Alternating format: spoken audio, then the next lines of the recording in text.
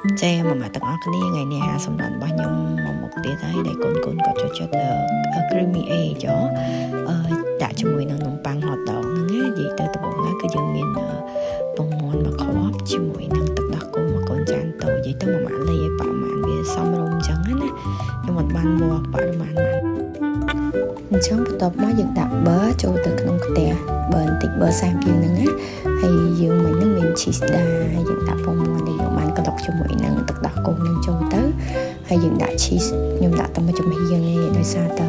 កុំឲ្យវាប្រៃនិយាយទៅត្រូវការលំមែនតើកូនខ្ញុំក៏គាត់អត់សូវចូលចិត្តរសជាតិទឹកដែរយើងដាក់ cheese នឹងចូលទៅហើយខ្ញុំមានដាក់ add គ្រឿងអីបន្ថែមឲ្យយើងឆាវាឲ្យទៅជាប៉ែកអញ្ចឹងណាឆ្អិនតែវាប៉ែកដោយសារយើងដាក់ទឹកដោះគោហើយយើងបន្ថែមទឹកពីងប៉ោះពីលើទៅបានហើយសម្រាប់មុខនេះគឺសម្បូរដោយវីតាមីននិងប្រូតេអ៊ីនអញ្ចឹងសម្រាប់អត់ដឹងថាធ្វើអាហារសម្រាប់កូនអាចធ្វើមុខម្ហូបនេះបានណាអរគុណច្រើន